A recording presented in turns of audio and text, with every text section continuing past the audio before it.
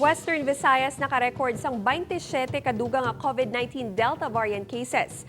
Mga nakarecover sa COVID-19 naglabot sa masobra 123,000. Si John Sala nakatutok.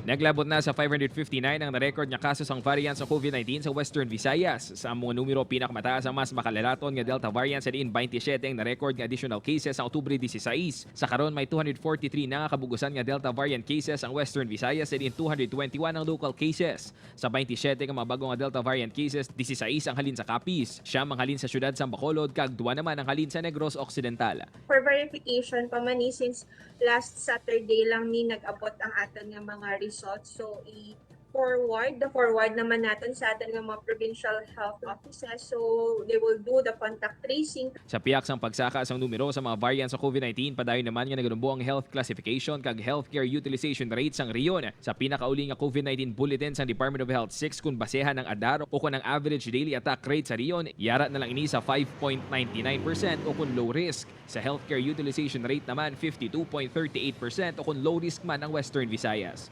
Sa 139,526 na kabugusan nga kaso sang COVID-19, 123,530 na diri ang nakarekober na. Isa ang probinsya sa Aklan sa may pinakadako ang ginubo ang kaso sang COVID-19. Sa datos kahapon sa masobra 20 ka mga swab samples sa ilagin test, isa lang ang nagpositibo. Madumduman nga sang bulan sang Agosto kag Setyembre ginpay dalong Aklan sa MECQ bangod sa mataas ka kaso sang COVID-19 kag community transmission sang Delta variant. Statistics as of today, we only have 2 admitted COVID positive cases in our provincial hospital.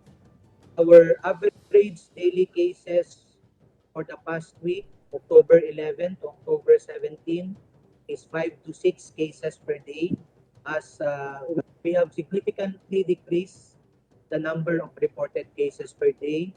Isa sa mga nakitang rason sa DOH-6 sa pagnubo sang kaso sang COVID-19 sa riyon ang pagsunod sa publiko kag sa mga LGU sa health protocols. Damo kita gina-factor nga ginatanaw no ang pag-follow sa minimum public health standards naton, ang PDIPR sa aton nga mga LGUs, and of course ang vaccination coverage naton.